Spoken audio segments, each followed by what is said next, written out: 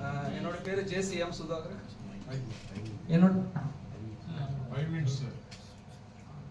பேர் JCM சுதாகரன். என்னோட category mutual funds. So இன்றைக்கி நம்ம பார்க்க போகிற சப்ஜெக்ட் பார்த்தீங்கன்னா, so don't save, invest now. So பணத்தை நம்ம ஏன், ஸோ இன்றைக்கி டாபிக் பார்த்தீங்கன்னா don't save, invest now. So நம்ம வந்து பணத்தை இன்றைக்கி எப்படி முதலீடு பண்ணுற முடியும், எப்படி பெட்டர் ரிசல்ட் இருக்குன்னு பார்க்க போகிறோம். சார் நெக்ஸ்ட்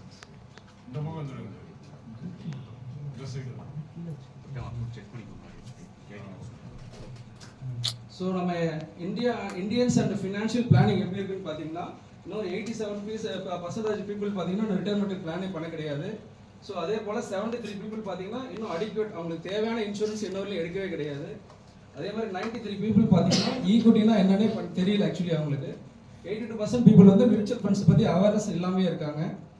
ஸோ 91% பீப்புள் பார்த்தீங்கன்னா FD தான் சேஃப்னு நினச்சிக்கிறாங்க. ஸோ நம்மகிட்ட ஃபண்ட்ஸ் இருந்தால் நம்ம என்ன பண்ணுறோம் ஃபஸ்ட்டு அப்படின்னு பார்த்தீங்கன்னா, ஃபஸ்ட்டு சேவ் பண்ணுறோம், தென் வந்து ஸ்பெண்ட் பண்ணுறோம், அப்போ தான் இன்வெஸ்ட்மெண்ட் பண்ணுறோம். ஸோ இந்த சேவ் பண்ணுறதுனால என்ன இருக்குது பார்த்தீங்கன்னா, ஸோ கண்ணுக்கு தெரியாமல் நம்ம சேவிங்ஸை இன்ஃப்ளேஷன் சாப்பிட்றது. ஸோ அதனால தான் ஃபஸ்ட்டு பாயிண்டே சொன்னேன், ஸோ டோன்ட் சேவ், இன்வெஸ்ட் அப்படின்னு. ஸோ கண்ணுக்கு தெரியாமல் நம்ம இன்ஃப்ளேஷன் எப்படி 5% இன்க்ரிமெண்டல் ஆனால் நம்ம ஒரு ஃபேமிலி இன்றைக்கி ரன் பண்ணுறதுக்கு ஒரு 30,000 ஆகுது அப்படின்னா, ஒரு 20 இயர்ஸில் அது எவ்வளவோ இன்க்ரிமெண்டல் ஆகிருக்கும். அதே கையில் வந்து ஒரு 1 lakh ரூபி இருக்குது, ஒரு 5% இன்ஃப்ளேஷனில் அது எவ்வளோ டெப்ரிஷியேட்டபிள் ஆகிருக்கும் அப்படின்னு பார்த்தீங்கன்னா, ஒரு 20 இயர்ஸில் 35,000 மாறி இருக்கும். ஸோ லைவ் எக்ஸாம்பிளாக பார்த்தோம்னா, ஒரு கோல்கேட் டூத் பேஸ்ட் பார்த்தீங்கன்னா ஒரு 100 கிராம் 1989 ஒரு 8 ரூபா இருந்தது. அப்ராக்சிமேட்லி இன்னைக்கு 2024 70 rupees இருக்குது. ஒரு மசாலா தோசை பார்த்தீங்கன்னா ஒரு 3,000 ரூபா இருந்தது, பார்த்தீங்கன்னா இன்னைக்கு ஒரு 50 rupees இருக்குது. ஒரு சிலிண்டர் LP சிலிண்டர் பார்த்தீங்கன்னா 56 rupees இருந்தது, இன்ஃப்ளேஷனால 830 rupees வந்திருக்கு. பெட்ரோல் 7 ரூபாய். ஸோ இதுதான் கண்ணுக்கு தெரியாமல் நம்ம சின்னதாக ஒரு FDயில் சேர்த்து வச்சு பணத்தை எப்படி இன்ஃப்ளேஷன் அப்படியே முழுங்குது அப்படின்றது ஒரு லைவ் எக்ஸாம்பிள். ஸோ இதனால தான் ஸோ நம்ம இன்ஃப்ளேஷனை பீட் பண்ணணும். இன்ஃப்ளேஷனை நம்மளால் மாற்ற முடியாது, ஸோ நம்ம கண்ட்ரோல் கிடையாது. ஸோ இன்ஃப்ளேஷனை பீட் பண்ணுற அளவுக்கு இன்வெஸ்ட்மெண்ட் பண்ணுறது நம்ம கையில் இருக்குது. ஸோ அதனால தான் இன்வெஸ்ட்மெண்ட் பண்ண சொல்கிறேன். இன்ஃப்ளேஷனை பீட் பண்ணுற மாதிரி ப்ராடக்ட்டில் இன்வெஸ்ட்மெண்ட் பண்ணுங்கள். இன்னைக்கு ஒரு குழந்தை பிறந்து அதை ரைஸ் பண்ணுற, அதாவது வளர்த்து பெரிய ஆளாக்குற வரையும் இன்னைக்கு ஒரு சர்வே என்ன சொல்லுதுன்னா, ஒரு 54 lakhs 75,000 ஆகுது அப்படின்னு சொல்கிறாங்க. மெஜாரிட்டி போர்ஷன் எஜுகேஷனுக்கு தான் போய் சேருது.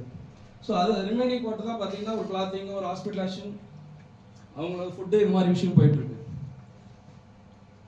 ஸோ குழந்தைங்களோட ட்ரீம்ஸை ரியாலிட்டியாக மாற்றணும் அப்படின்னா, இன்றைக்கி ஒரு இன்ஜினியரிங் சீட்டில் ஒரு காலேஜ் முடிச்சுட்டு வெளியே ஒரு ஸ்டூடெண்ட்டோடைய காலேஜ் ஃபீஸ் பார்த்தீங்கன்னா 2024 12 lakhs இருக்குது. 2044 எவ்வளவோ இன்ஃப்ளேஷனில் மாறி இருக்கும் அப்படின்னா 46 lakhs and 43,000 மாறி இருக்கும். அது ஒரு மெடிக்கல் பார்த்தீங்கன்னா 50 lakhs இன்றைக்கி படிக்க வச்சிடலாம்.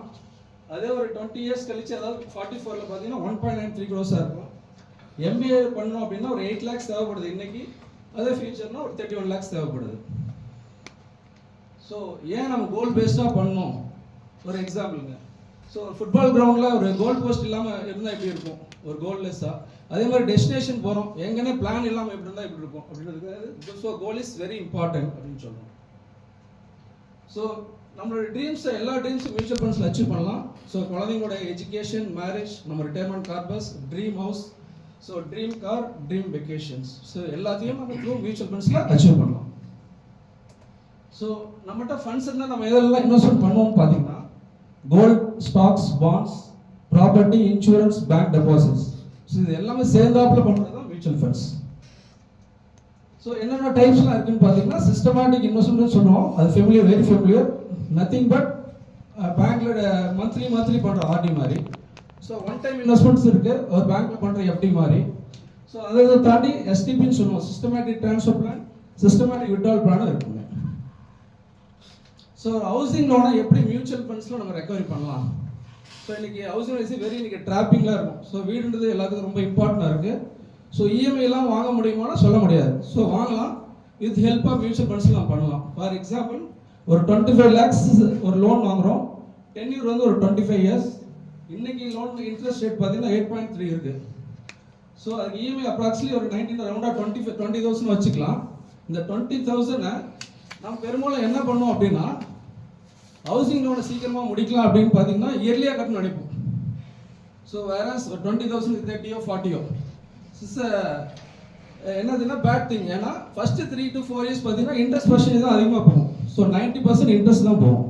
ஸோ நம்ம எப்படி ரெக்கவரி பண்ணலாம் அப்படின்னு பார்த்தோம்னா நம்ம என்ன பிளான் பண்ணிக்கலாம்னா ஒரு 25,000 கட்டதான் நினச்சிட்டு, அதாவது இஎம்ஐல ஒரு 1/4 20,000 ஒரு இஎம்ஐக்கும் ஒரு 5,000 எஸ்ஐபிலையும் பண்ணி மூலமா நம்முடைய டோட்டலாக ஒரு 25 lakhs கட்டி முடிக்கிறப்போ அப்புறம் 60 lakhs ஆயிருக்கும்.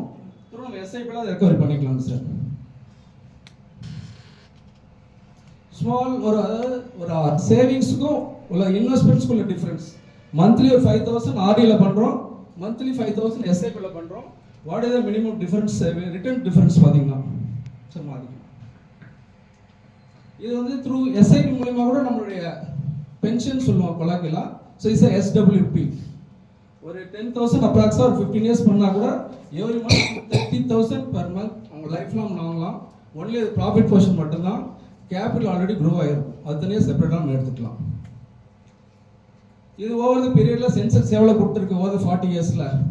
ஸோ நாட் பிலோ த 11.5%, 15% ஆவரேஜாக இருக்குது. ஸோ ஆவரேஜாக 12 to 13% ஒர்க் அவுட் ஆகும். வெரி லாஸ்ட் 35 இயர்ஸில் என்னென்ன சர்வீஸ் இந்தியாவில் நடந்திருக்கு? ஒரு அஷர் மேத்தா ஸ்கேம் நடந்திருக்கு, பொலிட்டிக்கல் அர்ஜென்ட் நடந்திருக்கு, .com பபிள் நடந்திருக்கு, pandemic situation.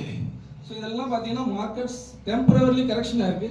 That is the opportunity for buy. So கம்மியான வாங்கணும் இல்லைங்களா, அதான் ரூல் அந்த மாதிரி. ஆனால் ஓவர் த லாங் பீரியடில் மார்க்கெட் மேலே தான் இருக்குது. So mid and long term கோலுக்கு மியூச்சுவல் ஃபண்ட் தான் சிறந்தது. ஸோ பேங்க்ஸ்லாம் யார் பண்ணுறா பார்த்தீங்கன்னா ரெகுலேட் பண்ணுறது ஆர்பிஐ, இன்சூரன்ஸ்னா IRDA, stocks and mutual funds security exchange board of India, real எஸ்டேட்னா ரேடா, கோல்டுனா அதுவும் கவர்மெண்ட் ஆஃப் இந்தியா தான். So Warren Buffett as per quote. So செலவு பண்ணது போக இன்வெஸ்ட்மெண்ட் பண்ணாதீங்க. இன்வெஸ்ட்மெண்ட் பண்ணதுக்கப்புறம் மீதி இருக்கிறத செலவு பண்ணுங்க. Thank you very much for the bigger opportunity. Thanks தேக்கா partners. Special thanks to KC. Thank you. ஏதாவது கொஸ்டின் அண்ட் ஆன்சர்? தேங்க்யூ.